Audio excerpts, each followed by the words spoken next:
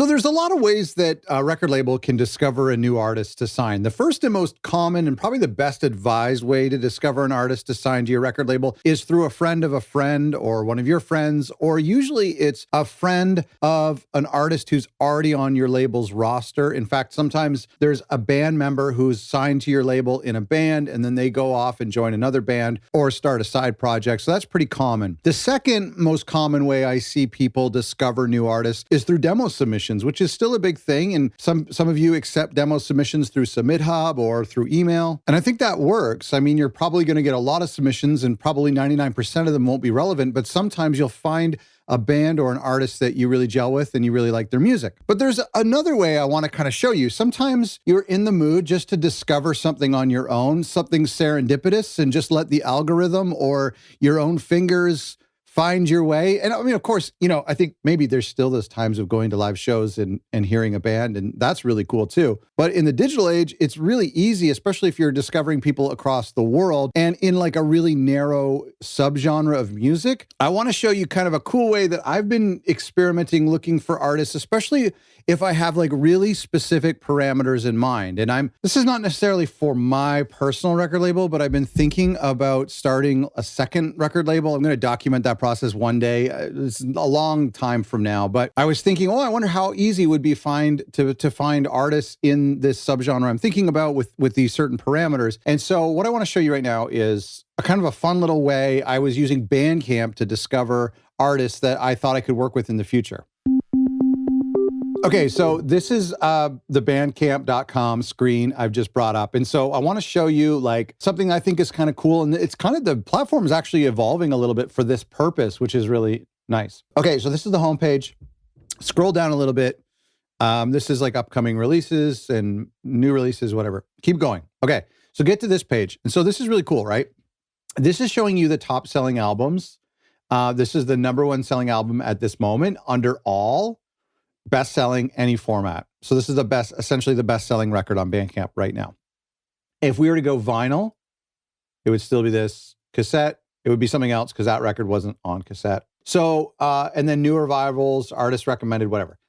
If we wanted to go just in punk, and then a subgenre of post-punk, and then new arrivals, and then just on cassette, this is what we'll see. Okay, so what I kind of want to recommend here is, let's say, okay, so I think it's really important to have parameters, like sonic parameters, maybe, that's up to you, but geographic parameters. So let's say I have this imaginary record label in mind. And let's say I want to do a jazz record label.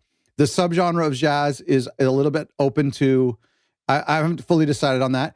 And I also want to do only Canadian artists, okay? I'm Canadian, so this is just hypothetical. And I think a tool can be really cool for you if you have some sort of parameters, whether they're geographic or they're, whatever, wherever the parameters are. Okay, so let's go back to all, let's go to jazz, okay?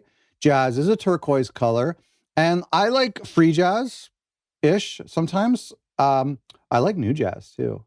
Let's go to new jazz. So then I want to add a location here. And I found somewhere that I could add, okay, where can I add a location? All right, so we can't say Canada, can we? So let's just find a Canadian city, Montreal, okay? Should be, and we're gonna say any format, okay? So right now, here's our parameters: jazz, subgenre new jazz, best-selling or new arrivals or artist recommended. I'm gonna talk about that in a second. New arrivals, and then I'm gonna go to Montreal, and I can do this multiple times with different cities. Also, by the way, look, you can't see it. You can't see it because it's not on here. Let me see if I can move this just for a second. Okay, I'm just gonna move this so you can see. Boop. Okay, see this code here? Watch. If I click a different city, watch this number right here. Boom, it changes. So each city has a code. I don't know what those codes are, but it's kind of funny because like if I'm scrolling here, I can't move this. Let me move this back. So if I'm scrolling here for cities, it stops. Like it just shows me like the biggest cities. And so like Toronto has a different number. Did it move? Hold on. Yeah. So like, obviously like I'm getting the sense that every city has its own code.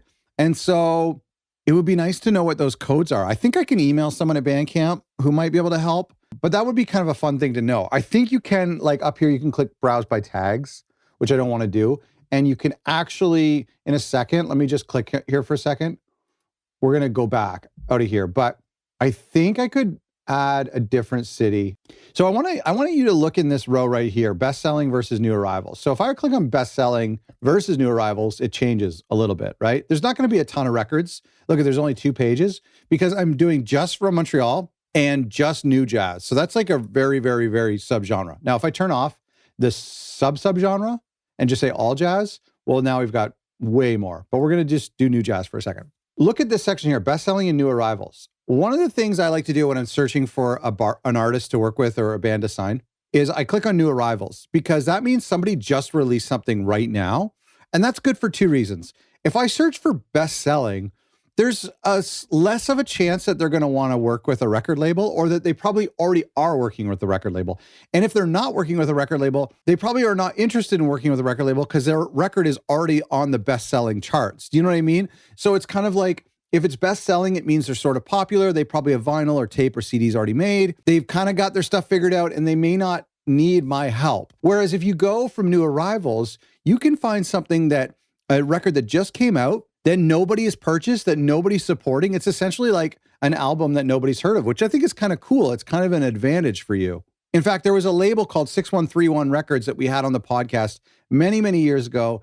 And I believe it's how they discovered Julian Baker through Bandcamp. And she had just released an EP and it was in rough shape. And I think it was so quickly that nobody had really gotten a chance to discover it or hear it. And they signed her and took it down. The rest is history. It's really cool story. So I like this idea of like new arrivals because like, look, okay, let's just click on this one here. So this is under new arrivals. I can't have any music play just because I'll get demonetized. You know what I mean? Don't want to do that. Okay, please hear more. Buy now. Hear more. Let's go hear more. So like this record here, if you click hear more, it was released like just a couple months ago. So, and that's just new jazz, right? Like if I go all jazz and new arrivals, if I click on this one, again, I don't want to hear it play. This came out 5 days ago from when I'm recording this. So that's kind of interesting, right? So let's use this as an example. Again, I'm not going to play the music because I'll get in trouble on YouTube, but here's a record that, and I don't want to, disparage anybody here, but like, it's not showing up that anyone has supported it or purchased it. Now that's because it's a free download. So that probably means that most people got it for free. I haven't clicked on it. I haven't heard this yet. This is a record that came out 5 days ago. And maybe I'll take a listen to it and I'll just mute it. Okay, it's really cool. It's like experimental jazz. I really like this. This is cool. This is actually the kind of stuff I might be looking for. So yeah, really cool. It only came out 5 days ago and it has nobody's bought it yet. So nobody's heard it. And the other cool thing you could do is like, you could say, okay, this band's called Trio PLD. Like in theory, you could search Spotify to see if this artist pops up. And if they don't pop up, then it's even better, right? That's the second thing you're going to want to do is actually, if they're not on Spotify, that means that this record was just independently released on Bandcamp. Now, if you click on it, you might be able to see if they have a label, but I don't think so. I think this is just their logo. I could be wrong. It's in French, so I can't really tell. If they have a label, like obviously you don't really want to touch them. Like that's kind of stealing. So, okay, let's go back to new jazz. So yeah, just to kind of like reiterate, why I like new arrivals is because like you'll get them like fresh. And the other cool thing is like, if you do want to sign them, yeah, they just came out with a new album this week or a new EP this week, but that's okay because the relationship of you working together and building a relationship and prepping a new album is going to take a year, should take a year anyway. So kind of building that relationship and them planning their next release, you're in position to help them release their next record. So yeah, it kind of sucks. It's like, oh, I just discovered an artist who just released an EP yesterday. That's okay because it just gives you a lot of time to be in position to release their next record. You know what I mean? Okay, so I've come to the end of only these releases here. I didn't really find anything yet. So let's move on to a different city. It would be so cool if I could, find out these other codes. Another cool thing too is if you click on these formats. So if I click on vinyl, there's only going to come up with one. And so the issue with this one, and let's see if I can click it, open a new window here. But the issue with this record, before I even go to it, I know, right? I know that this is a band from Toronto. This is jazz. It's new jazz. It's a new arrival, but it's on vinyl. So what does that tell you? Well, there's a lot that you can learn about artists who release on vinyl or release on cassette, right? There's a lot of even demographic information you can kind of assume. But with vinyl, it's like, okay, it costs a lot to press vinyl. And so they're probably already on a label, or they're touring and maybe they're very comfortably independent. And based on the size of my label or this like dream label that I'm thinking of. In fact, this label I was thinking of is doing like short runs of like jazz records. They already have vinyl. So this band probably wouldn't be interested. Maybe I could file them away. We could get in contact and I could do like a single with them years down the road. Who knows? But like if you click on them and you see, okay, yeah, look, I was right. They had vinyl and they've sold a lot of records, right? And they're probably even on a label. Yeah, I can't tell if they're on a label, but they have vinyl, which looks really cool. And so to me, I'm kind of like, you know what? This band, I don't know. I might reach out to them if I love the music, but like, and I think the same thing can be said about cassettes, right? What's cool about cassettes, so there's nobody, if I say all jazz, what's cool about this is that we know that there are only certain types of labels and bands who do cassettes. Cassettes are kind of like a subculture right now. And so this kind of like tells us, oh, hey, cool. Like, so if you're looking for, let's say you're looking for ambient music and you're from Oakland and it's all ambient and only cassette. And so now, and let's say you even want to go even narrower and say just field recordings. I've just found a band for you from Oakland. If you're from Oakland and you're an ambient field recordings record label who releases records on cassettes, I just found an artist for you that I don't know what they sound like, but it seems like they're up your alley, right? They're from Oakland and they like releasing field recordings on cassette. And so you could maybe reach out to them. So I think that's what's cool about this. And gosh, I wish that, so you can add tags to your music. So I wish that you could search by more tags. Like it would be cool if we could know what the code is so that we could say, okay, I want to look for ambient artists, field recordings who also tagged it being like, you know, if they tagged it with any like sort of like black artists or if they tagged it with some sort of like theme that's in their music, like environmentally conscious or that kind of stuff. It'd be really cool if you could like narrow down to find an artist that is just like totally up your alley, that doesn't have many fans, that hasn't released on vinyl or cassette, that you think that you could help. And so that's the whole point of this. The whole point of this is like finding an artist who needs your help or who is in a position that your position complements. You know what I mean? So you might be a record label that's completely successful and has a huge budget. So you might find an artist that's a little bit more developed and say, hey, listen, we can come in and spend a bit of money and help you do vinyl, that kind of stuff. Or you might say, we're a new label, so therefore I'm looking for an artist who's kind of at the same level as me, who is like a new artist themselves, just like I'm a new label. So that's what I like about this. Let's do one more. Jazz. So I'm going back to jazz. I'm going all jazz, new arrivals. I'm going to say any format. And then let's do Vancouver, which is also a Canadian city. So I'm looking for, the other thing I look for too, and you know, people say don't judge a book by its cover, but I like to judge books by their cover. One of the things I do is I look for a cover that attracts me because I feel like that kind of tells me like, oh, we might have similar tastes. So this is cool. This is called Nomad. Let's take a listen. Okay, so let me tell you about this. This is really cool. I've listened. You can't hear it, but whatever. So this record, and again, I don't mean to like expose anyone, and I don't know what this means but this was released very recently, and nobody has bought it yet. I think. I don't really know. Obviously, they could have just thrown it up there and sold tons of CDs at live shows. I don't know the circumstances. And they might be a streaming juggernaut, and Bandcamp isn't their thing. So I just want to say, from a label perspective, because there's no like user icons, I know this is a new release and it's yet to be discovered, at least on Bandcamp. And if I was really thorough with my due diligence, I would look them up on Spotify too and see how many monthly listeners they have. And I'm actually looking for low numbers. I'm looking for them to not have many sales, to not have any monthly listeners, because then if I love the music, and in this case, I actually really like this music. It sounds really great. It was recorded at a studio I'm very familiar with.